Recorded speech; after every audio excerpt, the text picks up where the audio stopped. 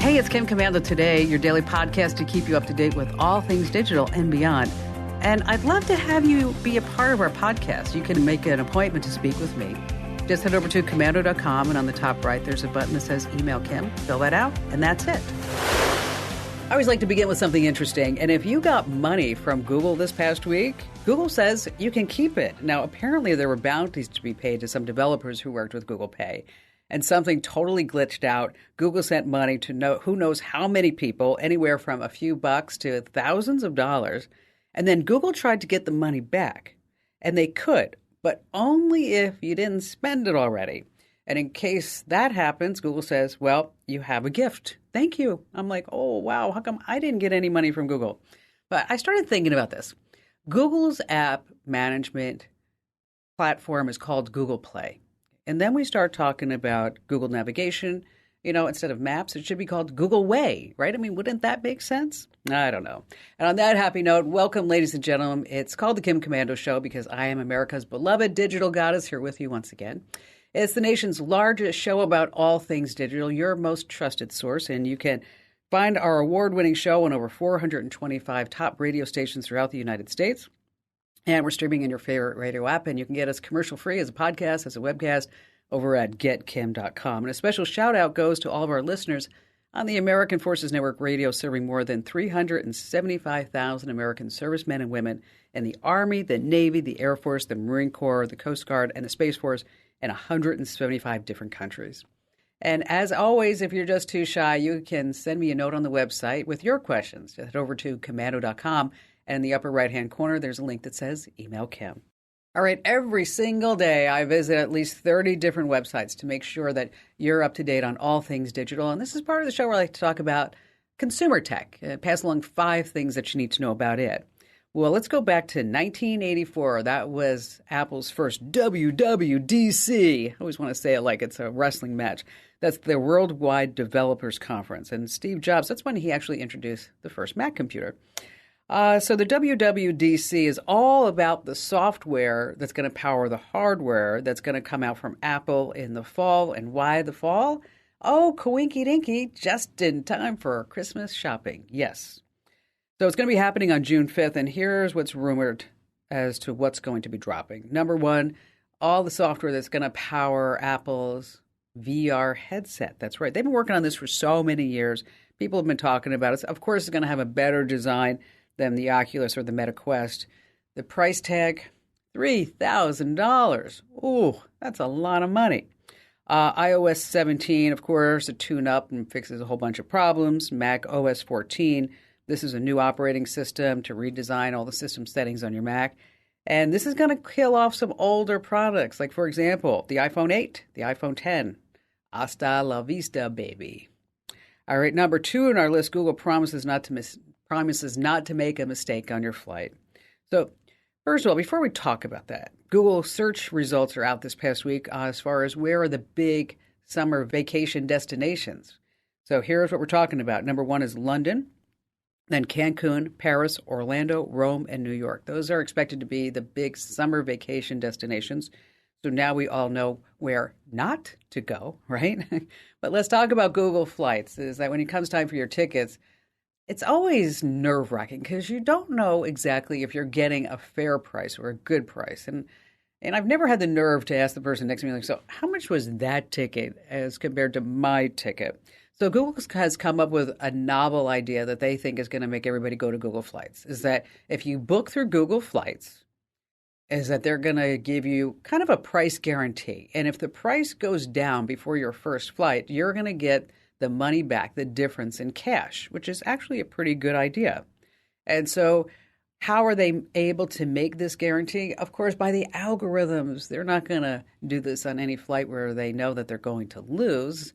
But there is the advantage of it going to, say, Expedia or Kayak or one of those other ones, is that with Google, you're actually booking through the airline directly. So when you do this, you know that your airfare may be refundable versus non-refundable if you go to a third-party site.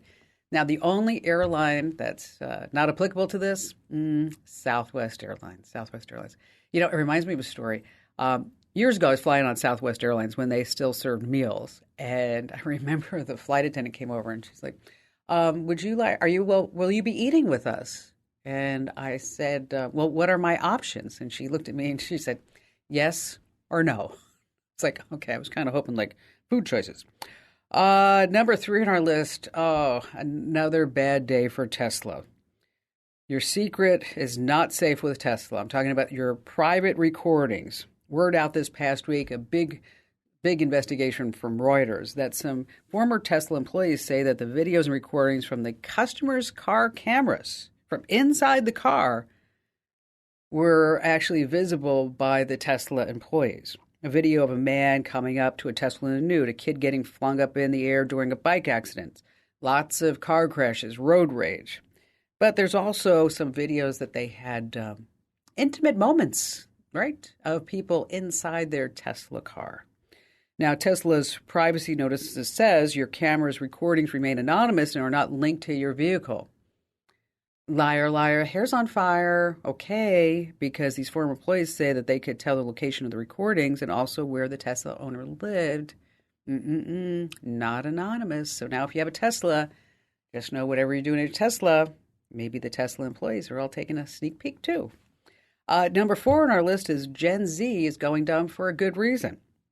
Gen Z, those folks born from the mid-90s through 2010, they are not obsessing over an iPhone. Believe it or not, they want dumb phones, the generations before the iPhone.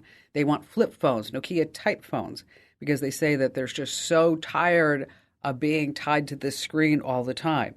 So companies like Punkt and Light are the major manufacturers, and they say, again, we just want a phone. We don't want all of the social media. Isn't that interesting? I mean, this generation over anyone else, right? They've grown up with this technology, and now they're saying they just don't want it.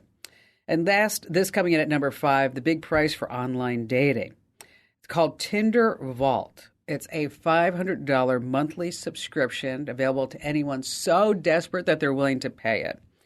They say for this $500 a month, you get more profile boosts. So you're going to show up in the feed more for people swiping. You get a personal concierge service for around-the-clock pickup lines. You get a premium passport for Tinder's most elite. $500 a month. Crazy. Why did the chess player download Tinder in Prague? Anybody? He was looking for a checkmate. Yeah, that cracked me up too. All right, coming up in our money tip, we're going to tell you how you're wasting money and give you some smart fixes to save on that tech. And we have some new browsers for your phone, and we have all of your phone calls, and you have me here on Kim Commando Today.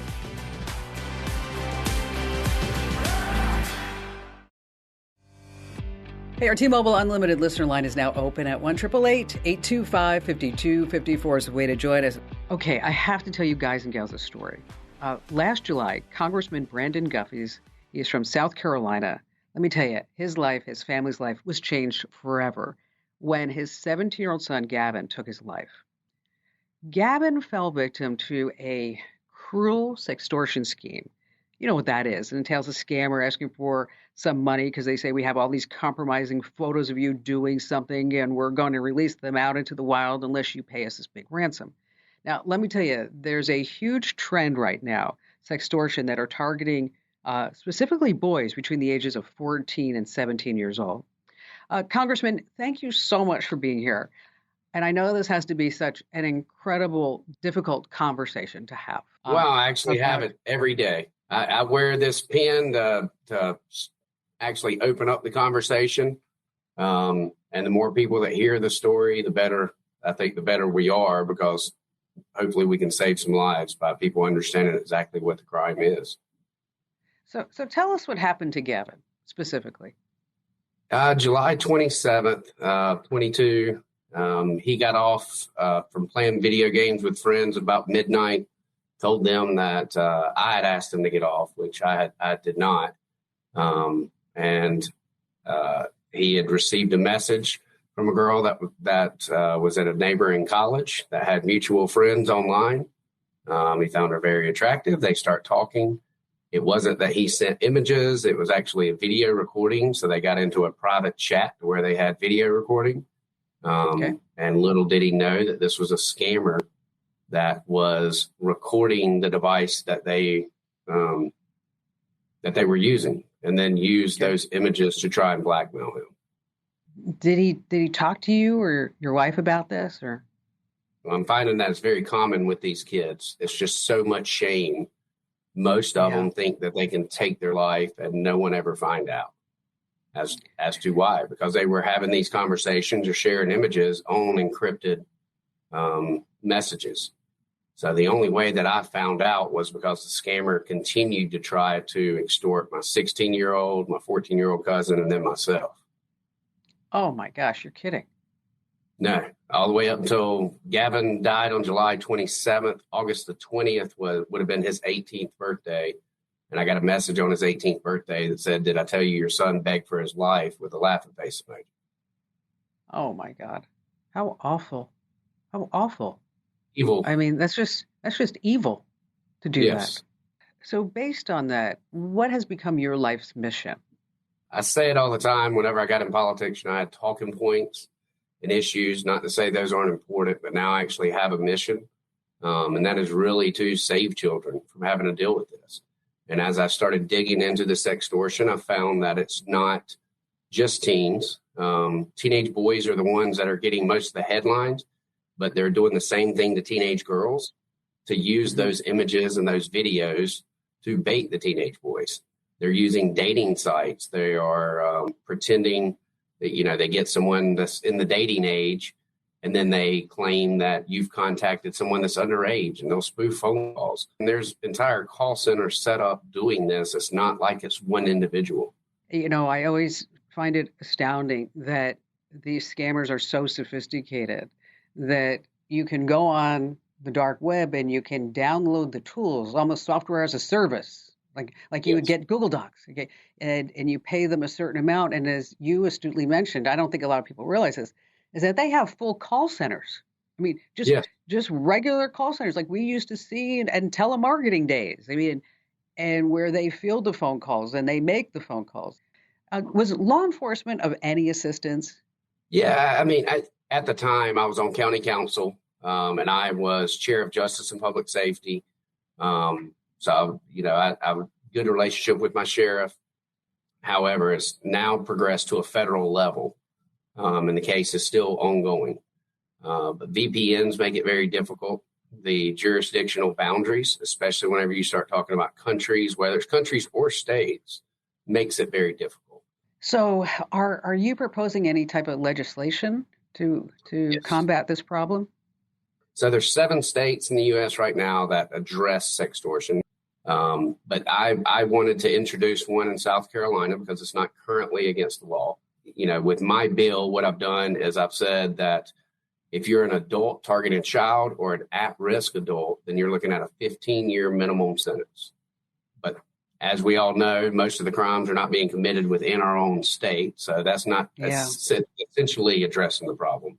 So we have an additional bill that says that if you are blackmailing someone and it results in death, you will be charged with manslaughter. So that steps it up a little bit. And then we also have an additional bill that is just sharing images without consent, especially that would be embarrassing, that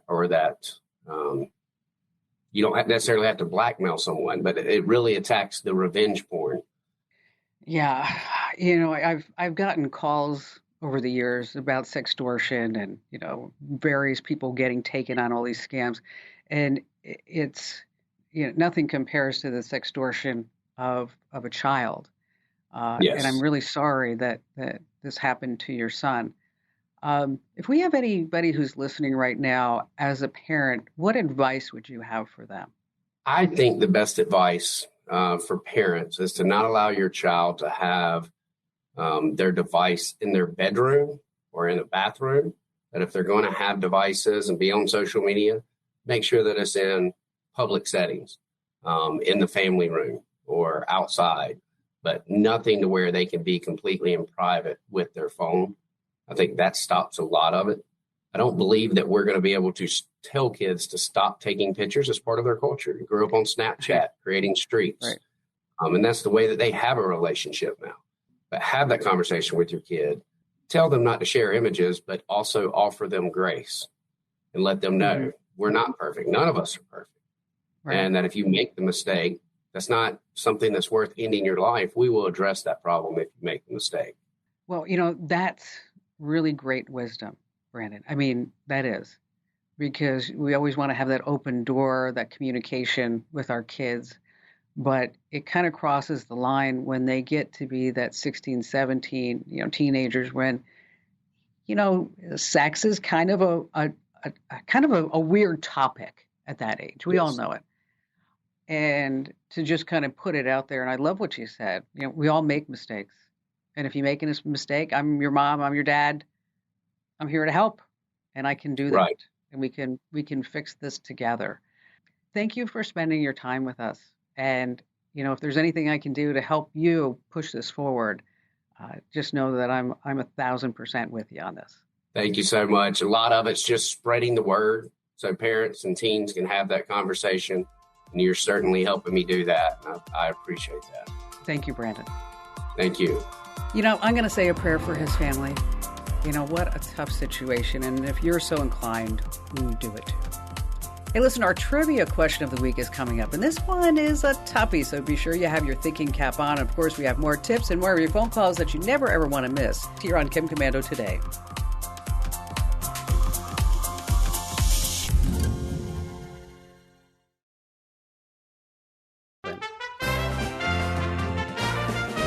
Alrighty, get your brain cells ready for an epic challenge here with Commanding the Tech World Trivia. Now, let me tell you, this is not any ordinary trivia game. You need to put your thinking cap on because you're going to harness the intellect to ace this challenge.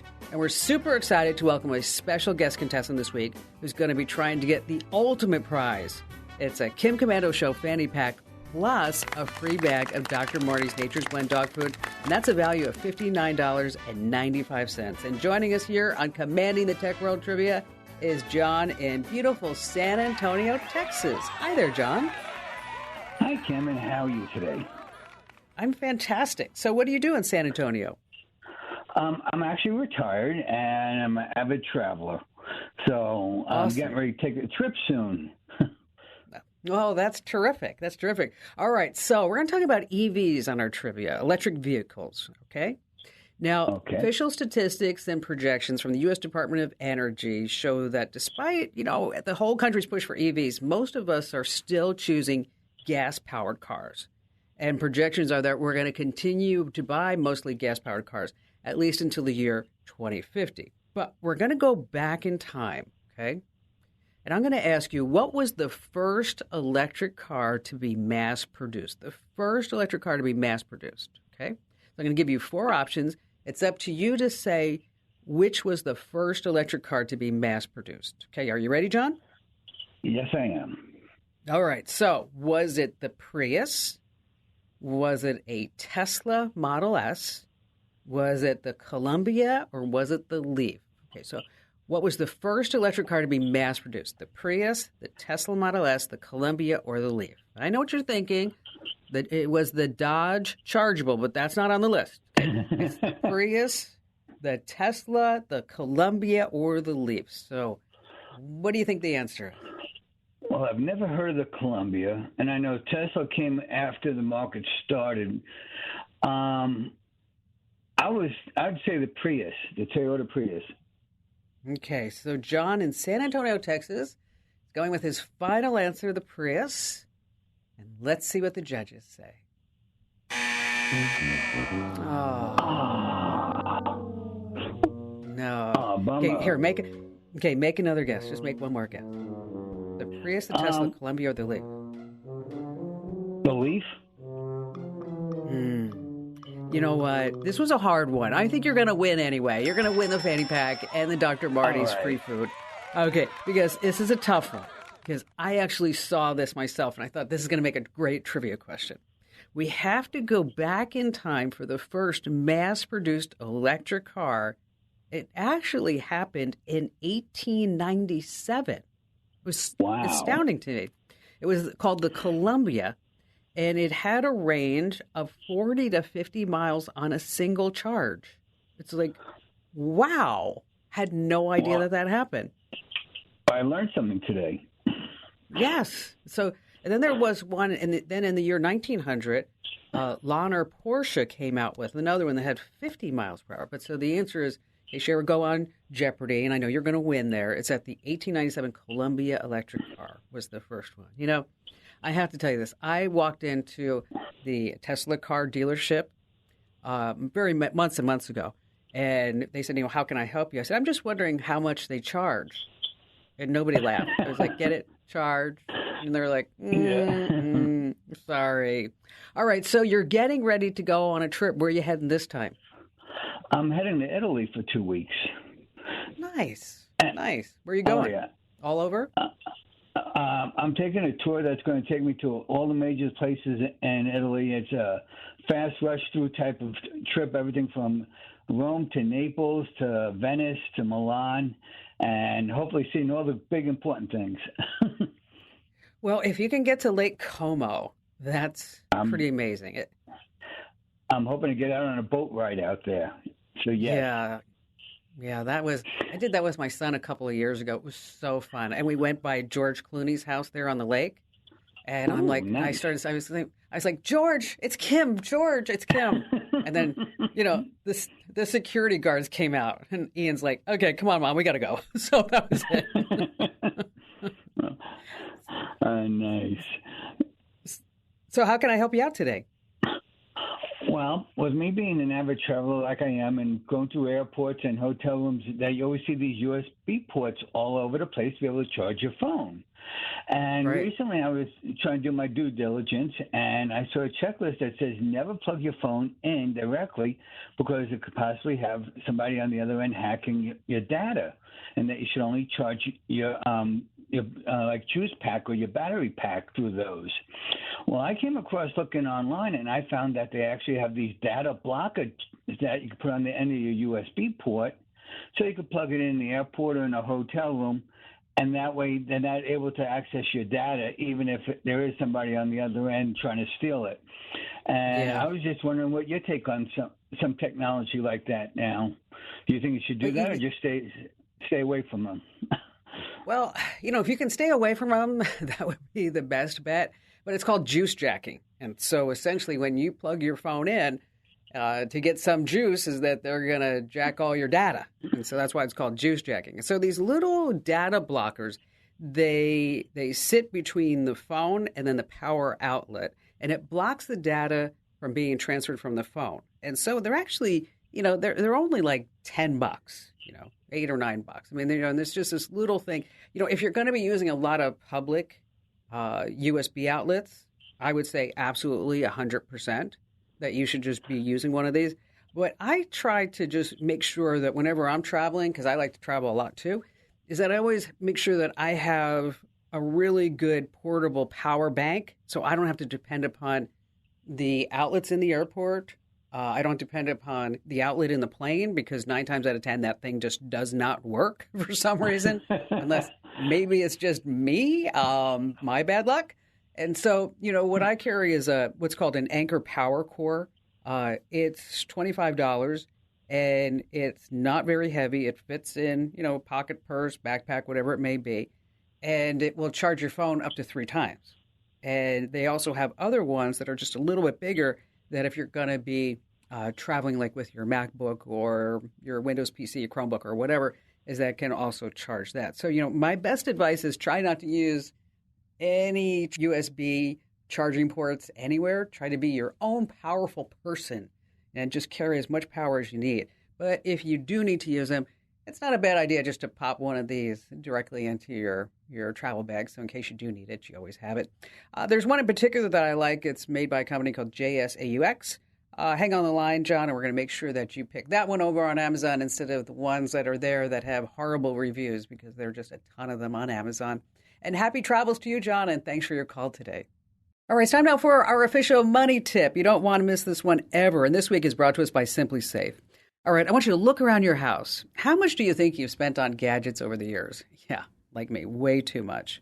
And so let's talk about some ways that you can save some money. Number one, the problem. Every time a new phone comes out, you're tempted to buy it. Raise your hand. Yes, I am too. But maybe you don't have to. I mean, you can save hundreds of dollars every single year by just using the same phone, right? What you can do is make that old phone feel shiny and new again. And so you're going to clean out the gunk on the inside, and we're going to give you some tips to clean out the inside too. Next, you're searching high and low for coupon codes. Don't do that. Just get Honey. Go to justhoney.com. I use it all the time. And then also you're trying to score deals the wrong way. And maybe you're looking on Craigslist or in Marketplace. What you want to do is check out Amazon Renewed. It's a great place where you can find used gear. A lot of it comes with a little bit of a warranty and guarantee, and a lot of it also has a 90-day money-back guarantee. So those are some good ways where you can save some big bucks on tech. And if you need more information about that, just hit the website at commando.com, and there's a link under Kim's show. All right, still to come, what about your phone? What type of browser are you using on your phone? Maybe you could be using a better browser. We have more of your phone calls and that coming up that you don't want to miss.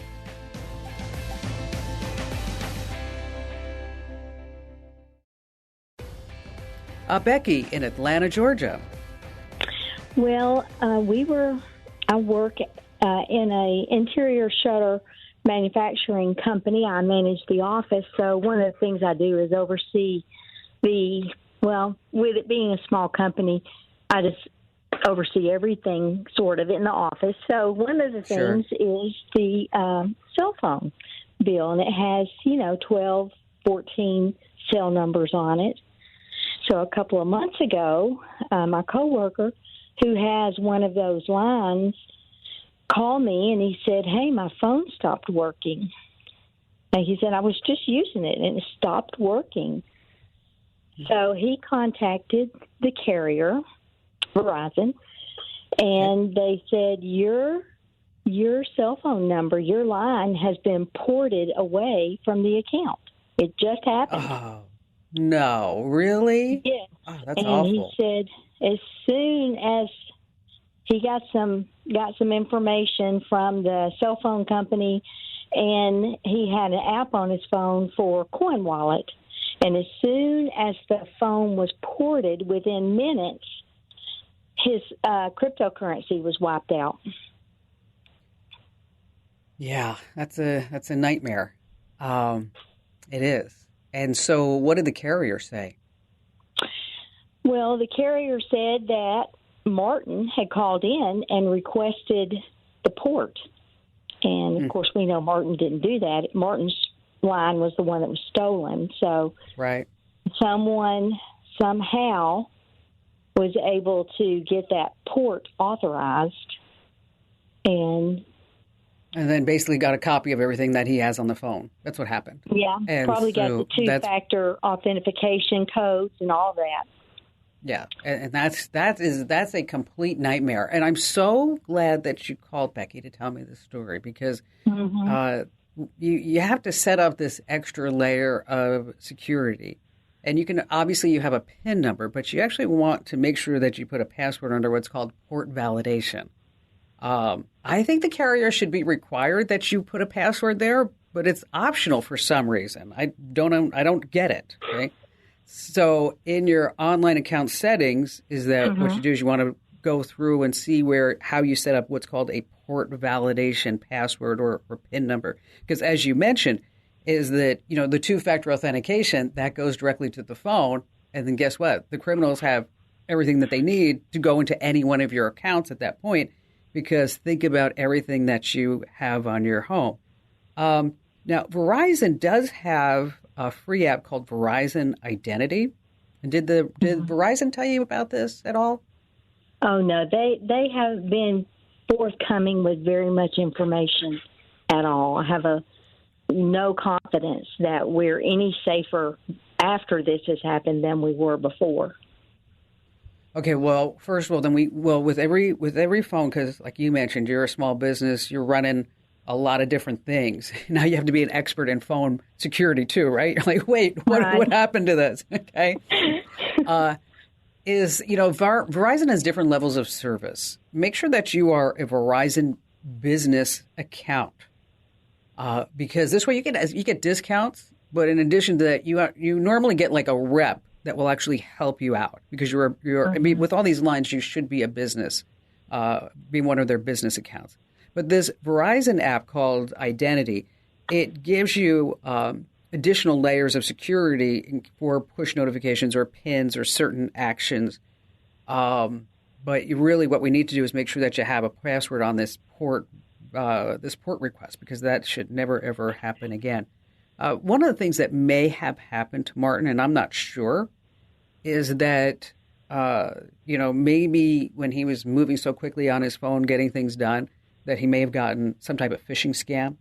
And it could have been a phone call, an email, or a text message claiming to be from Verizon and asking him to do these certain steps.